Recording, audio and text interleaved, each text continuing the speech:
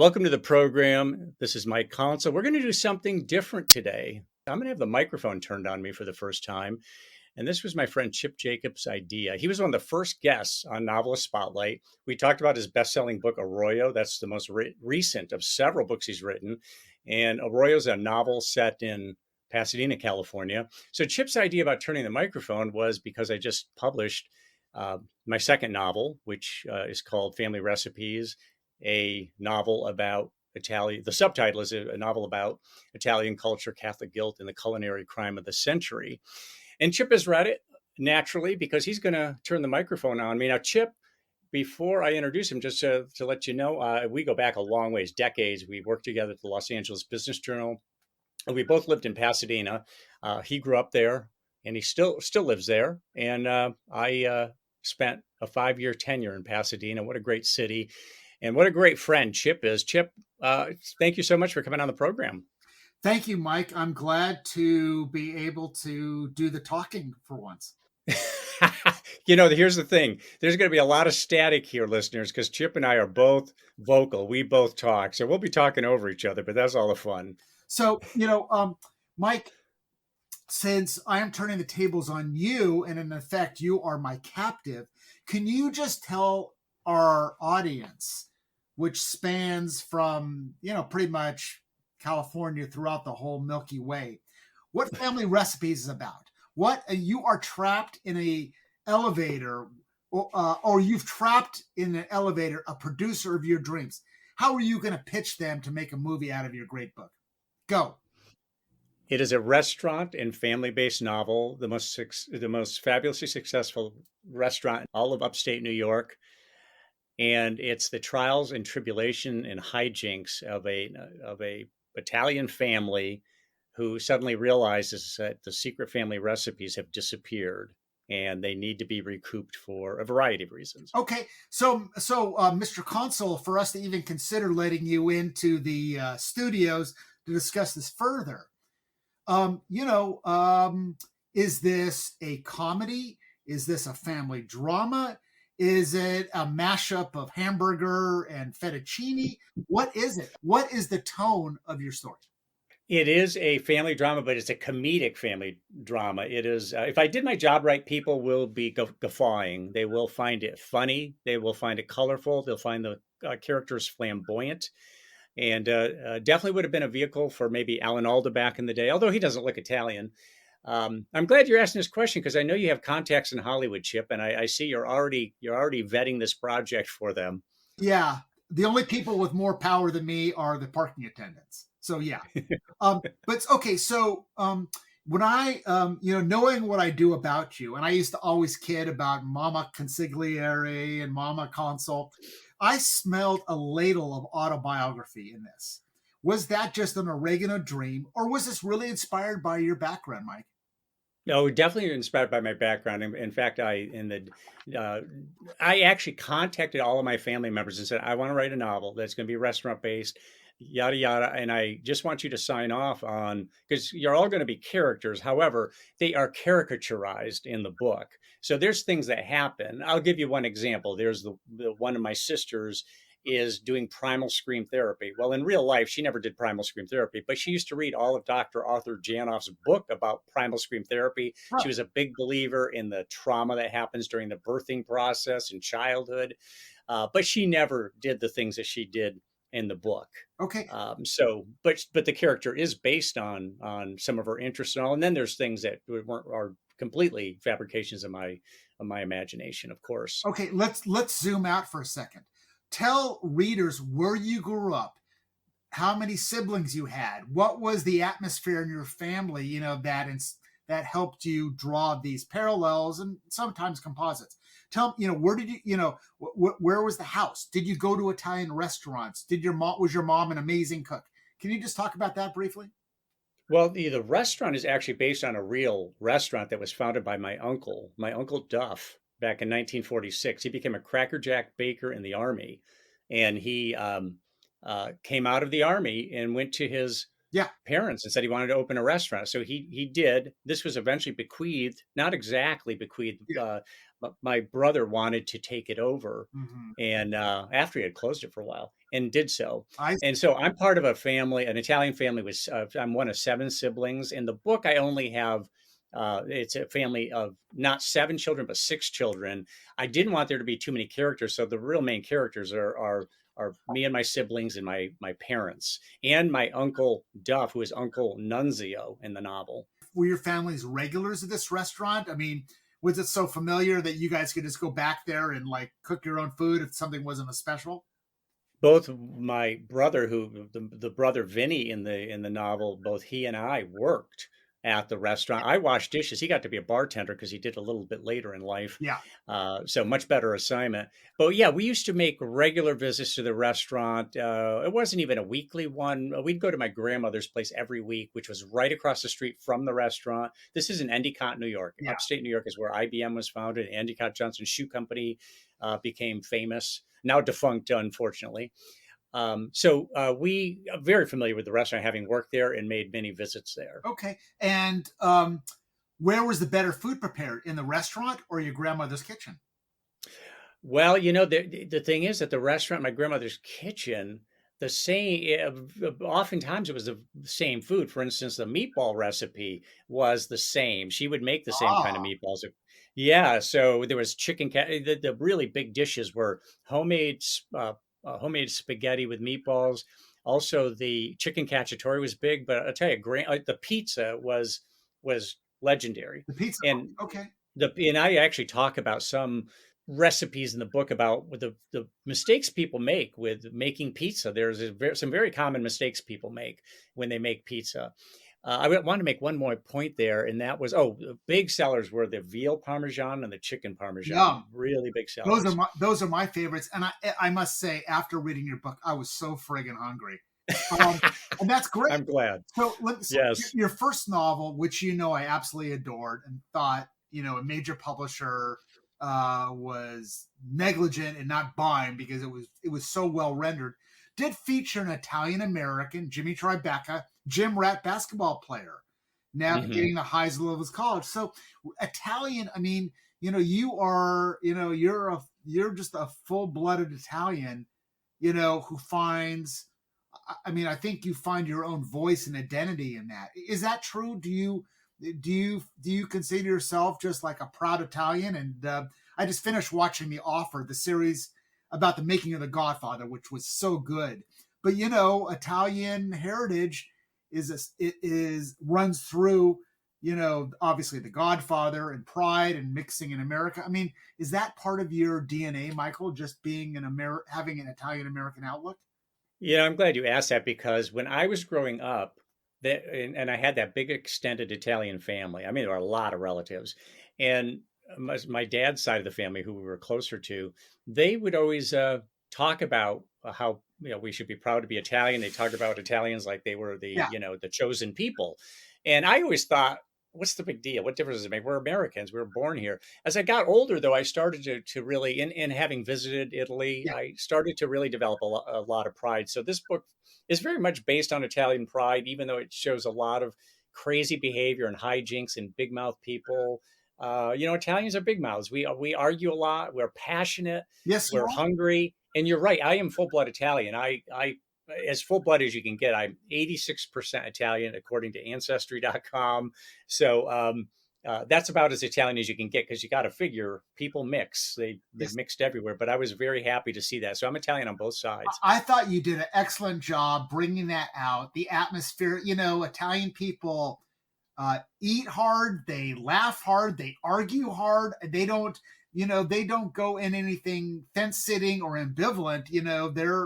Um, their blood runs 140 degrees, and I love it. And that just bubbles out like the marinara sauce. Oh, I'm glad. So, I'm glad. uh, I'm glad it did. at the heart of your novel, which I found funny and tender, and you know, uh, brisk. You're not a flowery, long description. Here's the room. 5 pages later, we're now discussing somebody's, goiter. You're not like that. But at the heart of your story is a stolen recipe. And I mean, certainly recipes, a whole set of recipes sorry. that were written in the old country and handwritten in Italian on parchment paper that was laminated to preserve them. No, but hold on, Mike. Remember, it's my microphone, and I will commandeer it under all the authorities vested in me. Just like you did with the recipes. Go ahead. Yes, I did. Oh, I'm sorry, plural recipes. So, I mean, That's right. But I mean, what one person might just consider some old, ancient, somewhat irrelevant batch of documents is another's treasure worth fighting for, right? And so, I mean, in a sense, it's about the present. It's about the immediacy of the present against the intimacy of the past, and hard-won recipes that brought together the family through thick and thin. So what is so important about recipes and in a family now in this day and age, you're absolutely right. in a family setting, are these recipes almost like ancestry.com treasured photos? Is it a way to guarantee Italian American family secrets aren't diluted over time? They are family heirlooms from the Abruzzo province of Italy, and the family members have always been sworn to secrecy, that they're never to be shared. Yes. And in the restaurant, only family members can make them.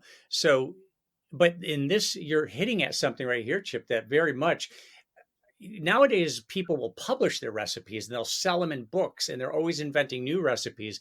But my family, my dad's side of the family, the Consilvios, before our name was shortened, they were very much, these are family recipes from the old country. We were sworn to secrecy, and never shall they pass from our hands to somebody else. And that is why the pilferage of those recipes was such a cataclysmic event in family history. And that's why Vinny had to recoup them, including hiring a drunken private dick to try to go find them. I think that just call it a private dick. But I mean, did the loss of those recipes imperil what remained of the cohesion of the family? Yes. Recipes are almost like the Holy Grail or New Testament of the family. They're sacred. And so, did you want to put the family's future on the line by your plot? Yes, because I mean, as you know, having read it, and I won't give a whole lot away, that the family was, at least a few members of the family were coming apart.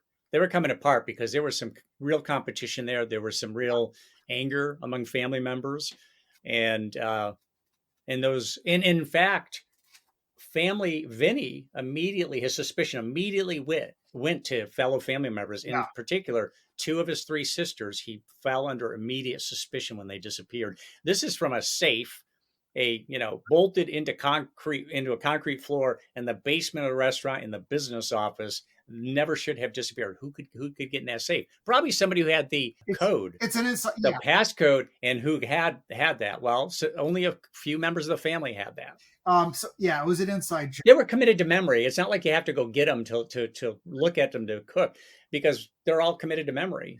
It reminded me a little of one of my favorite Seinfeld episodes of the Soup Nazi, and based on a real character, and then Elaine in this episode turns the tide on the Soup Nazi who guards his recipes, because he finds them in an old bureau, and now really has the power. And when she told the Soup Nazi that, you could see he just became a very small, angry little man, with the curtain pulled back. However, so when I read your book, I love the feeling you conveyed about being in a classic Italian bar/grill. I could smell the haze of cigarette smoke and could hear the tinkle of scotch glasses and wine corks being removed. The garlic and aftershave kind of just filled my nostrils. I mean, we've all been in these kind of dark, Italian, sometimes steakhouses, and it's got a different kind of cozy and liver attacking aura than other restaurants. And I just wanted to read one passage to show people how adept you are at communicating that. So this is early in the book. It's describing, okay, it says, the Tuscan yellow walls of Marciano's Mangia house were painted in a faux finish that gave the illusion that one was sitting along the Italian Riviera, basking in gold sunlight and watching transparent clouds drifting on their way to the Mediterranean Sea. The walls were further embellished with large, colorful reproductions of oil paintings of voluptuous women captured in various states of undress, women in lingerie, in unclothed repose, in bedroom tableau, in the midst of bathroom adulations, lazing on the veranda and standing naked among the begonias. I mean, that's very good writing, and because it's so visual. And when you were thinking of that paragraph, were you writing, a time machine back to that restaurant of your youth? Well, the walls were never portrayed like Tuscany. They weren't painted in that way. My uncle had a very spare restaurant. It was not, he didn't spend money on fancy furniture, on painting the walls. It was all about the food, Yeah. all about the food.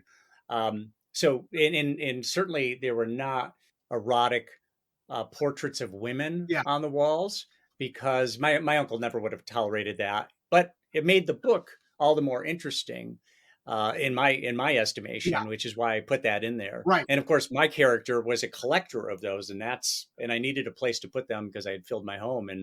And Vinny, being as sexual as he is, Yeah. said, "Well, let's put him on the restaurant walls." It didn't get him a whole lot of points with the local priest who was a regular in the restaurant. Mike, the decor you described there reminds me a lot of your house. So I don't know how your wife puts up with it.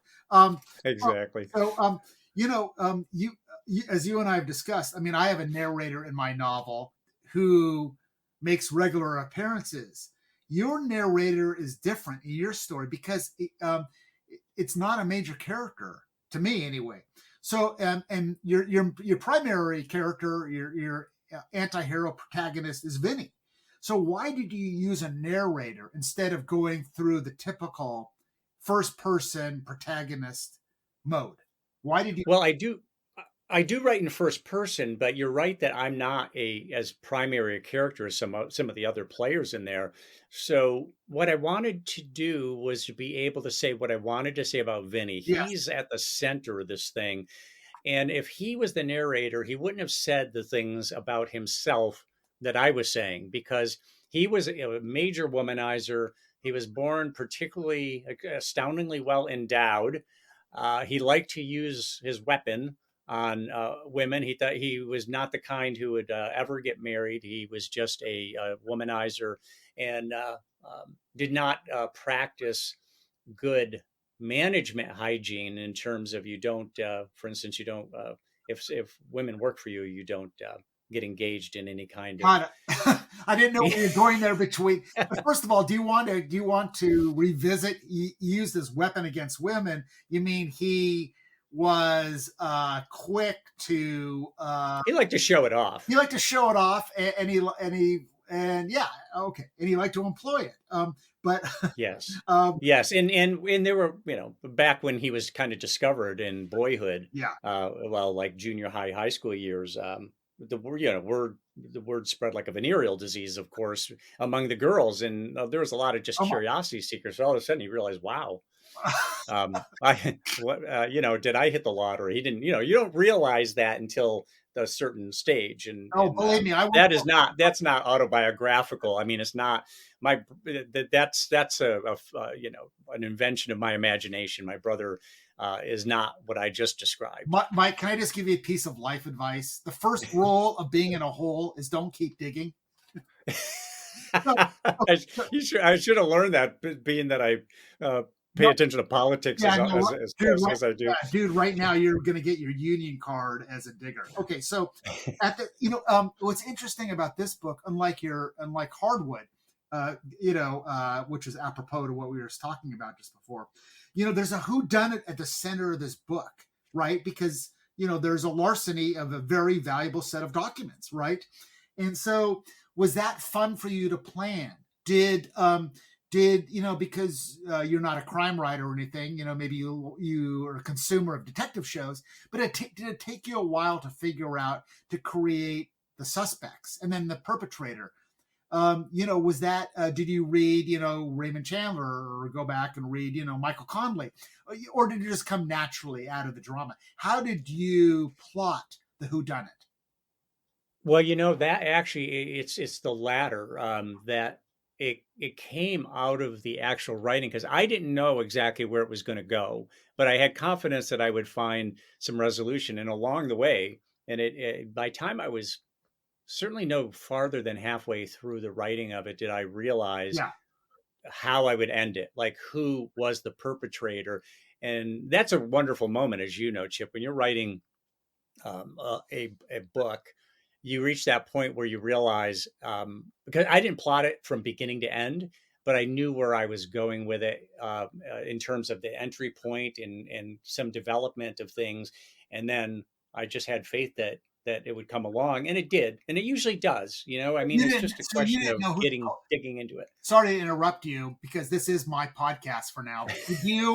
Did you, I mean, seriously, don't bogart your own podcast, but did you know who the culprit was going to be when you embarked, or no? You just, No. so I mean, and you're kind of developing enough chops as a novelist, in addition to being a terrific editor and journalist, but you're getting to that place where your characters are telling you where to go, and that is a magical feeling, and it doesn't come easily. There's a lot of hard sweat, profanity, questioning your meaning of existence. I mean, it's a cool thing. So it sounds like you didn't overly do a treatment or plot this. You just kind of went with the flow, and the bad guys, Yeah.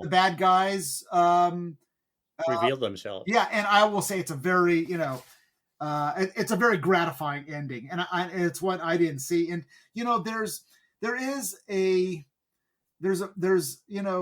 besides all the tropes about Italian Americans, there is a love and warmth within the family, even as they're squabbling, and the characters,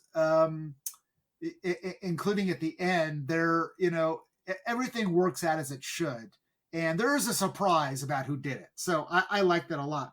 One thing I do notice. Well, I will say I'm glad that you saw that, you experienced that there's tenderness in there as well, I did. because yeah, and I want to point one other thing out, Chip.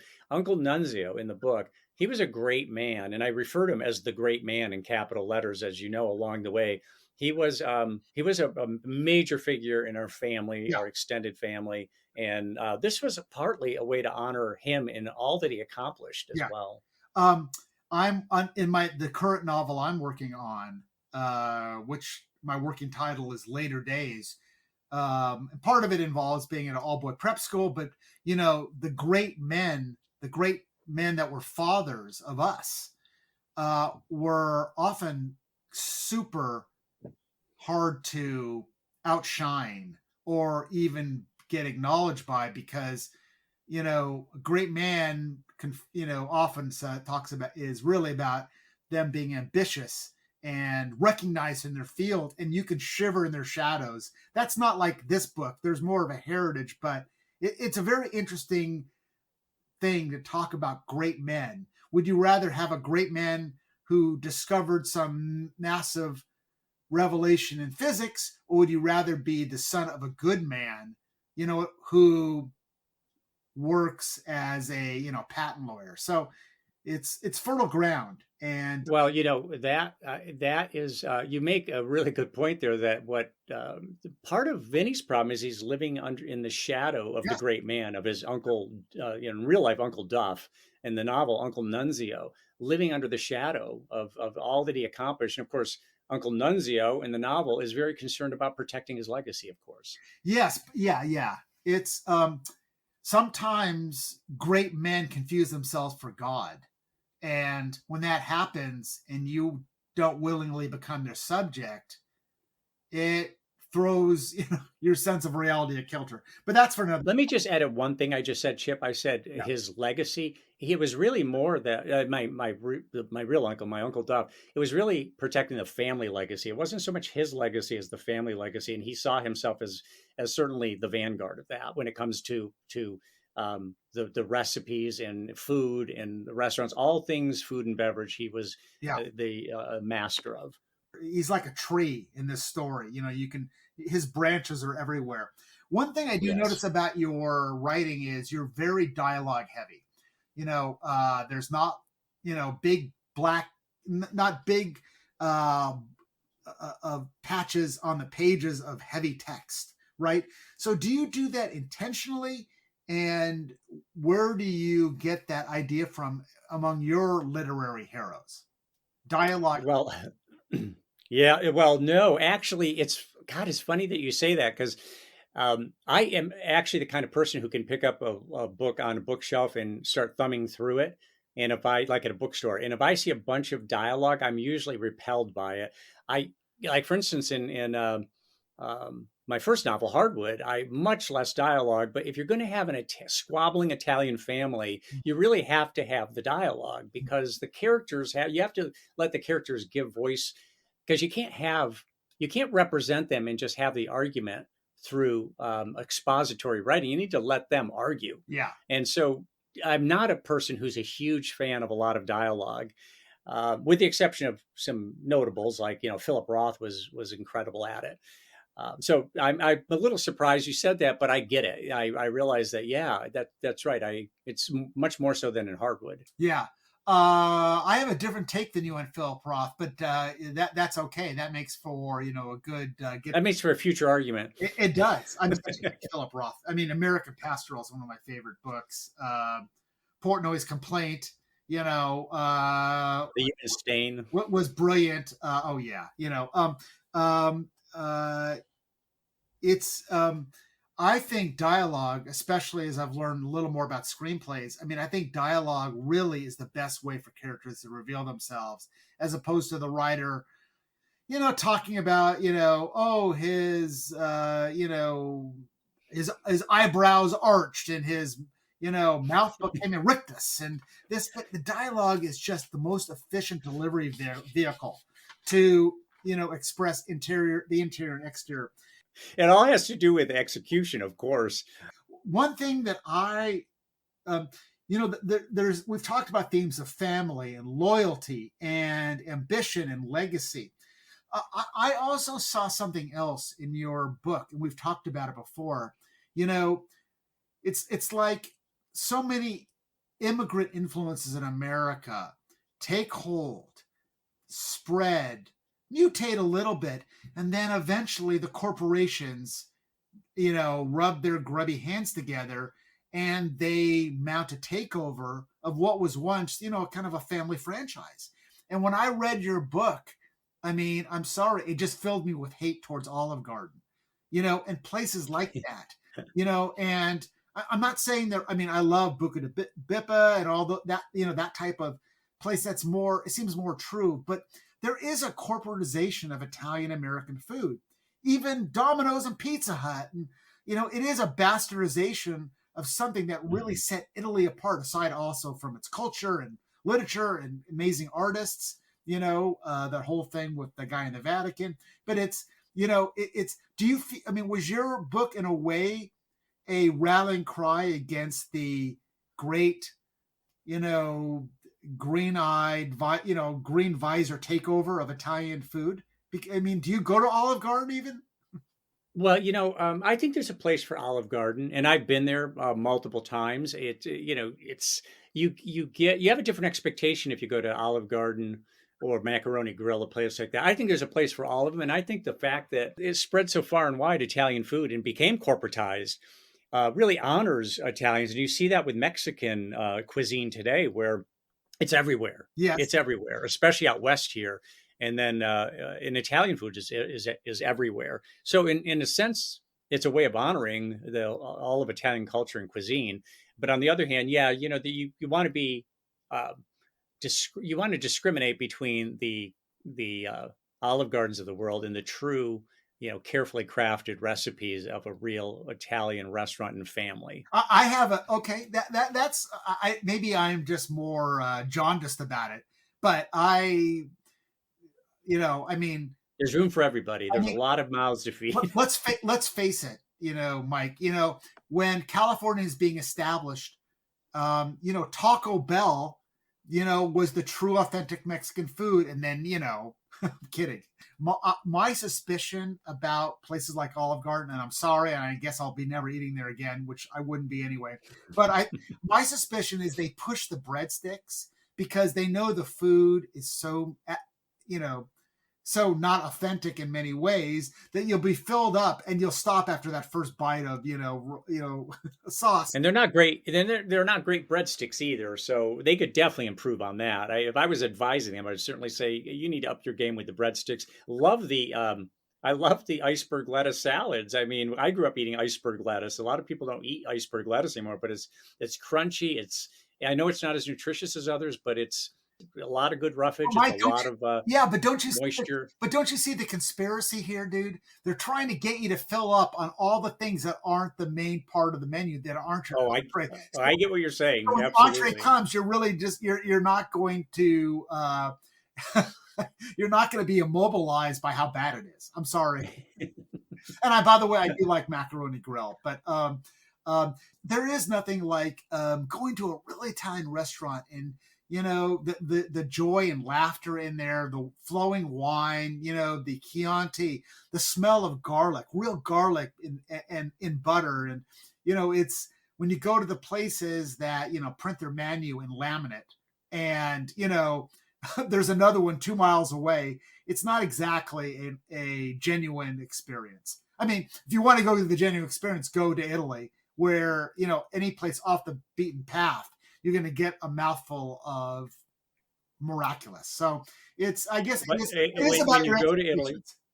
When you go to Italy, I'm talking to our listeners right now. When you go to Italy, make sure that wherever you stay, ask the concierge, where do the locals eat? Because you'll come out much better because there's plenty of Italian food everywhere. But if you ask where the locals eat, you'll have a much better experience, a real experience, authentic experience. One really great, I highly recommend people watch The Offer, because it's not only about the making of a movie and how the mafia felt about this movie being made and what it's like to be a producer and work with Robert Evans, who was one of the most interesting characters in Hollywood history for all his self-destructive, cocaine sniffing, narcissistic tendencies. He was so enthusiastic about movies and believed in the magic of them. And I wish I could have worked for him.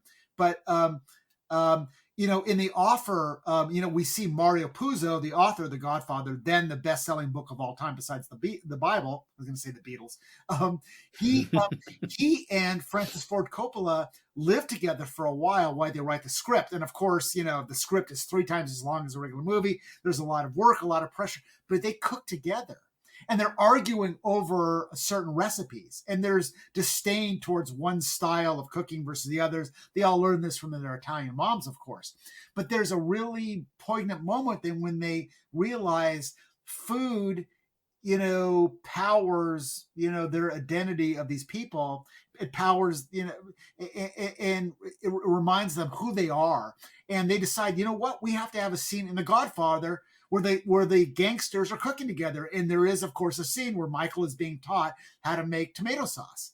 And and a major mistake is made in that, Chip. The major mistake is the guy puts sugar in the pasta sauce. You do not put sugar in pasta sauce. That is a sin against Italian culture. The tomatoes have sugar. Don't put sugar in your pasta sauce. If you do that, you're going to ruin it. You don't want sweet sauce. I think you have a reason to contact Francis Ford Coppola or Mario Puzo, who's probably dead. But that sugar needed to be in there, darn it. You just don't understand the chemical reactions involved. So you know what I mean? That's the best way. How long did it take you to write this book? Let's see, from beginning to, I'd say roughly. This one came pretty fast because it was family and because I knew where I was going with it. I'd say I had it done in probably first draft, and the first draft was actually pretty far along. I'd say 9 months. Yeah. Wow. That's speeding along, and you have a full-time job. Did and I can speak from experience. My first book was about my family, especially my uncle, but I uncovered a lot of family secrets that my mom never intended me to uncover as she urged me to write this biography of her brother. Did you have any friction in your family when they read the book, even though you've told them in advance? Did anybody stop talking to you? Anybody argue? Was there anything funny? Well, one of my sisters did say something about you that you pissed me off, and I said, "What pissed you off about what?" And actually, she always says she's not a reader, but she read a little bit into it and thought that said my husband didn't have an affair, and I said, "No, he didn't have an affair. You had the affair in the book." And I said, "And that's all made up. So what are you pissed off about? And that's not even you in the book. It's just a character based on you." So she thought that there was some marital hanky panky And that was there any and was there any long was there did it create a serious rift in your relationship, or just a no. momentary irritation? No, it was just momentary. It was in passing Yeah, because we're close, and yeah. so it was not a problem. I noticed Um, that you resisted the trope in food-based novels, which is to lay out recipes, right? And go full further. they're secret. But That's what. you could have had other recipes in there. But I do give that advice on. Yeah, you're right. You're But absolutely I'm right. And saying, I but I'm could saying have. it's a I very could have. it's a clever device that novelists use. It's kind of like come for the plot and stay for the chicken cacciatore recipe. Did you consider putting in some console family recipes in there? No, no. I mean, I could have put some fake ones in there, but the only recipe advice that I think I really give, well, maybe not the only, but I distinctly remember that I give some advice on making a better pizza. Making it better. So it's actually me thinking in my own head, Yeah. having these thoughts as I'm at the pizza bench making pizzas. It was my night to make pizzas, so stretching the dough and all that. Yeah. And I mean, obviously, I have an invite to your house for you to cook, or Oregon, for you to cook an amazing, authentic Italian meal. What is your best meal that you make? Well, I have to admit I'm not a cook, but I will tell you, I can make you very happy though, because I can make you a Mediterranean rice or a pasta that is one that as long as you don't mind spicy, I love it won't be spicy. spicy. I There you love. go. So it'd be penne pasta with chopped spinach, olive tapenade, and a spicy marinara sauce that I think would make you Okay. definitely smile. Well, this ethnic mutt that's named Chip can make a mean chicken and veal parmesan, and I will go. I will bet an extra organ it's better than the Olive Garden. Oh, I bet I'm sure I would be. And here you are honoring Italian cooking by learning how to make it very well and better than the corporate houses make it. Yeah, it's a funny thing, America. We America is kind of like potluck. So are I you? will make the argument though that we are, when you think about what are the countries that have the greatest cuisine, people immediately think of Italy and France. They might think in Asia of Thailand or a place like that. But when it's all said and done, the United States is the best food country in the world because they come from all over the world, and Yeah, our palate yeah, is so expansive, it's unbelievable. yeah. That You can get anything here, and you can get it in volume. yeah. Although there's nothing like going to the old country, and what I know, I mean, some we went to a family trip to Italy, hit the usual places: Florence, Rome, Venice. But we took a private tour of the Colosseum, which was just incredible, especially as somebody Yes. who goes to the LA Coliseum. But I mean, it's I felt like I've had a past life in Rome. I could have stayed there 6 months. But we were starving, and it's like, where do we go eat? I mean, there's not that many choices. And we just stumbled into a place across the street from the Coliseum, and I had the best Italian meal of my life there. And Wow. it wasn't filled with tourists, believe it or not, even though it's across from a major tourist site. It was so good. I still think about it, and I'll never get that good a meal again. And it was, there's a heart and soul in Italian cooking that I find missing in other types of food, and I don't know why that is. Well, I agree. And I thought it was because I'm Italian and I was acculturated that way.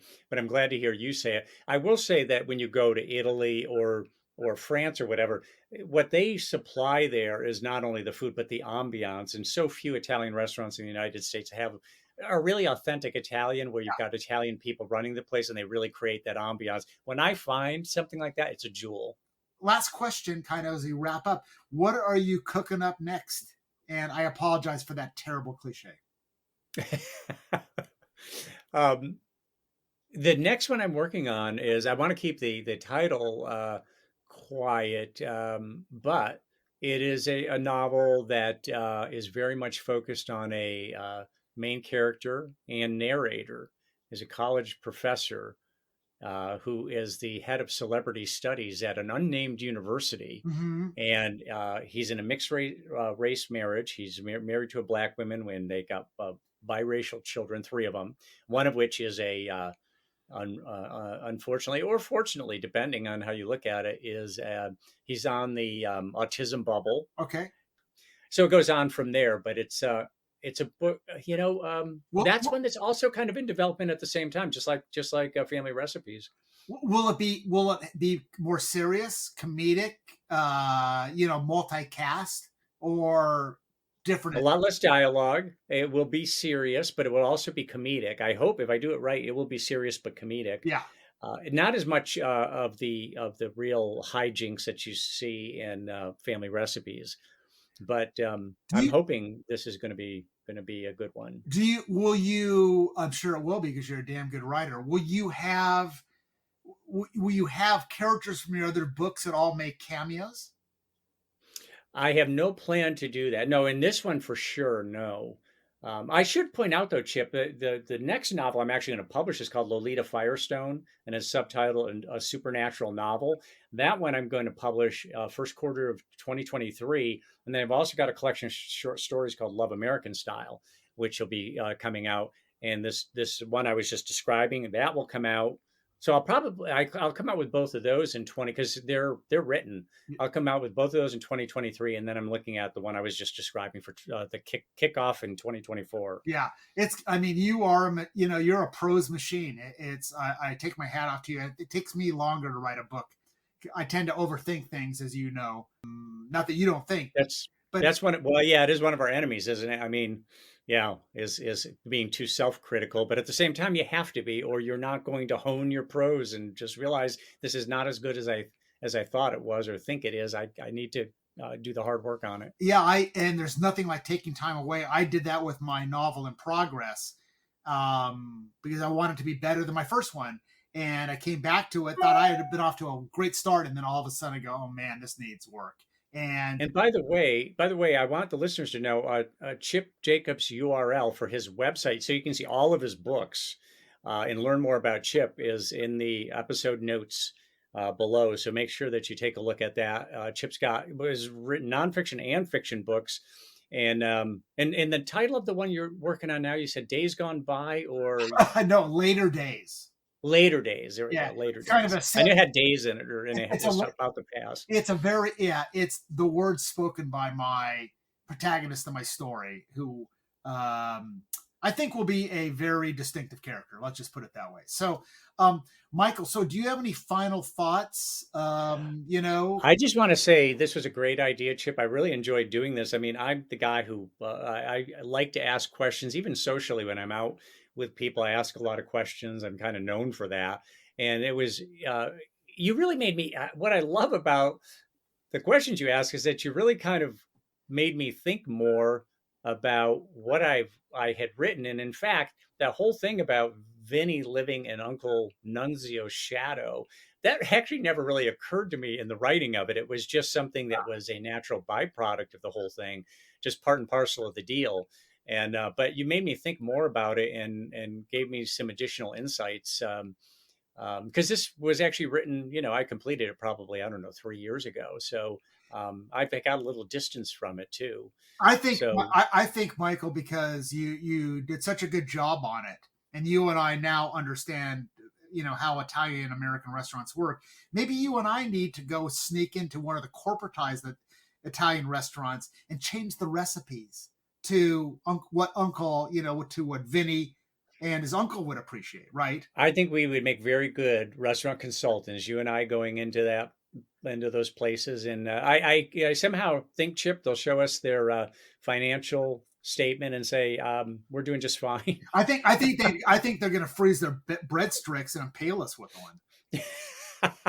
They should really work on the breadsticks. They could do much better, definitely much better with the breadsticks at Olive Garden. And by the way, for all the people at Olive Garden that are going to hate on this, direct all your comments to MikeConsol.com.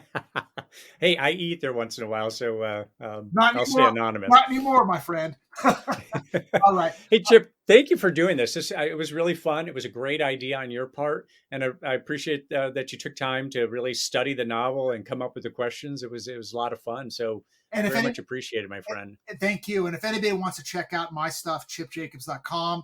My last book was a true crime saga, very kind of Fargo in tone, but set in LA, and it's called The Darkest Glare. And my historical novel is Arroyo, and I hope you check that out.